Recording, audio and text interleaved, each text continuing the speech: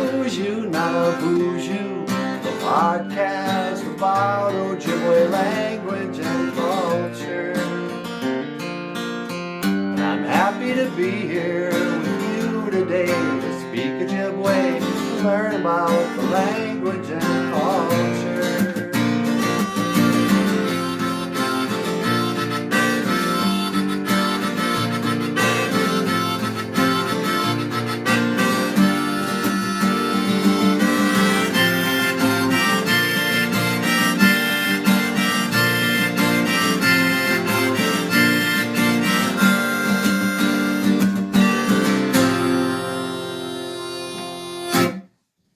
Welcome back to the show. Welcome back to BOOZHOO, NANABOOZHOO. Okay, hey, on the guitar, Mr. Michael Lyons. And welcome to the show. Welcome to BOOZHOO, NANABOOZHOO. I am NANABOOZHOO. And today, our Ojibwe word of the day is going to be, what do you think, kids? What should be the Ojibwe word of the day? I got up just early this morning and, I watched the Muka'am, the sunrise. Should we call that here's the Ojibwe words of the day. Muka'am is a sunrise and Bungishimo is the sunset. Muka'am and Bungishimo. And so you got to ask yourself, are you a morning person or a night person? Because I read a poem once. It said, in the night, I will be waiting, ready to go soon as the daylight is fading. In the night, my heart is beating. Time slips away. If I can't pay, I will steal it or something. We're creatures of the night. In the night, I will be waiting, ready to go soon as the daylight is fading. In the night, my heart is beating. Time slips away. If I can't pay, I will steal it. I don't think that's the lyric. I'll have to look it up. Anyway, so yeah, Paul Stanley is just a great, great poet. You know, he's one of our modern poets. Of all the singer-songwriters in the world, I think Paul Stanley of Kiss is probably the deepest, most profound, most meaningful. You know, it was the music of Kiss that brought the an end to the Vietnam War. Yeah, kids, look it up. When Kiss started, the Vietnam War ended. Right around that same time. That's how old those guys are, you know. Like they started in 1973. You know. I think the Vietnam War got over in, 73, 74? So all you haters out there, oh, Paul Stanley can't sing anymore. The guy is 125. Leave him alone, will you? He's in great shape.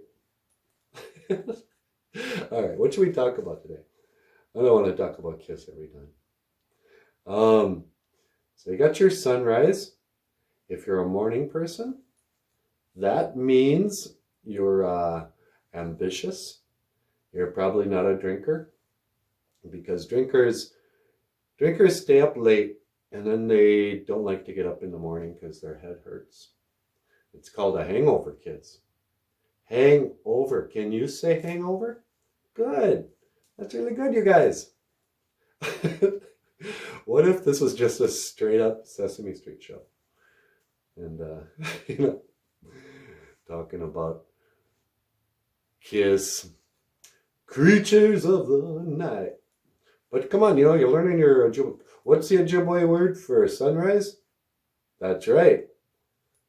Muka'um. There's a summer camp there used to be, it's probably closed now, in Cass Lake called Muka'um. Sunrise. But then there's something beautiful about the sunset too. Bangishimo. You know that time of night, right after, the long shadows, and it gets kind of quiet, and the air gets still, and the sun starts to go away. And then there's some beautiful colors sometimes. And then it slowly, gradually gets darker. I remember one time when I was a little guy, we came back from fishing or something, or a boat ride, and the sun had already come down. And it was that time of night where you could kind of still see around, but we're walking up from the lake there. We're at my grandparents', and we just hear these voices in the dark. And we walk up there and we're like, is there somebody up there? And sure enough, there's my my grandpa and my grandma, and Carl and Marie. This summer, their friends who came every summer. And they were sitting out in their lawn chairs, and the sun had gone down, and nobody bothered to, like turn on the light, or, you don't want to turn on a light, mosquitoes will come. But they didn't really notice. They were talking, and it happened so gradually that they were just sitting in the dark together, enjoying the night. They're like, what are you guys doing? You're just sitting in the dark. Oh yeah, I guess the sun went away. We were so wrapped up in gossip. But yeah, and when I was a little guy, my grandparents, back in the days of the grandfathers and the grandmothers, they didn't even have cable TV. They had a TV. They would have like one channel on it. And so you'd watch the news for half an hour. You'd tune in to watch the baseball game or something. But mostly they just lived, once in a while you might play a record. But conversation and then cards. They were always playing cards. Got to go play a game of Rummy 500 or something. But it was really a nice way to live. People would just stop by. Now when somebody just pops in, I'm like, what's going on? What do you want? Why didn't you text first? You can't do a pop-in in 2020. But in the old days, people would just come around to visit. So you had to just make coffee. Make sure you had some treats just in case somebody came by. You didn't want them to come in and not have a cup of coffee. So in Anishinaabe-Moan, in the Ojibwe language, we called coffee Makare Mashkiki Wabu. It was known as black medicine water. And it was very important in the Anishinaabe way to always offer coffee to your guest when they come to your house. If you want to insult an Indian, tell them, you've already eaten and you're not hungry, or you don't like coffee or something.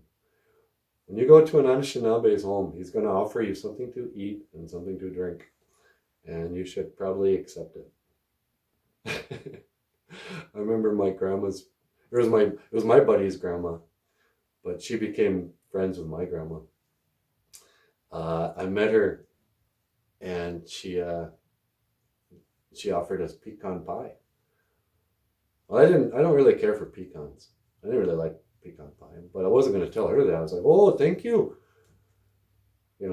Thank you for this wonderful pie. It's just delicious. And it's choked down, this pecan pie, right? Well, then she started, Marianne was her name, Mariana Yates. And pretty soon she just started making pecan pies for me in case I came by. And oh wow, I'm just, living a lie. And so sooner or later, she and my grandma get together to make some pies. And, she She kind of helps my grandma with the fluting. You know, my grandma didn't know that term, but when you make the little, I don't know, it's a pie term. So she would call my grandmother Fluter. She was like, "Oh, Fluter, your grandson came to my house. I made him that pecan pie he loves so much." Well, my grandma knew me better than that. And she goes, "Pecan pie? Michael don't like pecan pie." Or I mean, NANABOOZHOO doesn't like pecan pie. And so next time I get there, there she goes again. She goes, "Oh, Michael, I made you your favorite. Here is a big piece of pecan pie." I'm like, "Oh, thank you. It's so wonderful." And I sit down to eat it. And she just starts laughing. She's like, "Look, your grandma told me you don't like it. Here, you can have some blueberry pie." Anyway, I grew up with pie people. Coffee and pie. Is there anything better in the world than coffee and pie? All right. Bongishimo, sunset. Mukaam, sunrise. And these have been your Ojibwe language lesson of the day. I want to say miigwech, ganawabieg. Thank you for watching. BOOZHOO, NANABOOZHOO, the podcast about Ojibwe language and culture. I am NANABOOZHOO, and I will see you again. Gigawaba min, minawa, hawa. All right.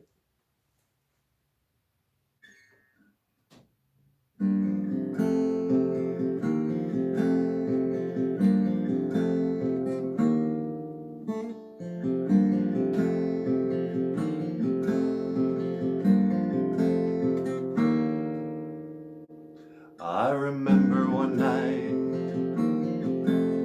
and the casual fight by candlelight as the room grew dim. You lied to me when you talked about him. I remember your ways and you and me in a sad embrace. And I remember a place where you pulled me close and you kissed my face. Will I ever see you again? No, I don't think I'll ever see you again.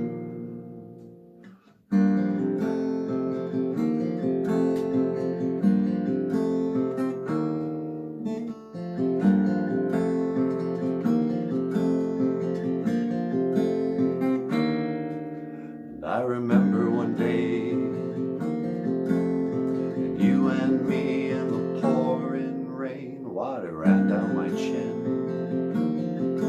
So you pulled me close and you drank it in. But I remember your ways, and you and me in a sad embrace. And I remember a place where you told me why and you kissed my face. Goodbye. Will I ever see you again? No, I don't think I'll ever see you again. Goodbye. I don't think I'll ever see you again. Goodbye. I hope I never see you again. I hope I never see you.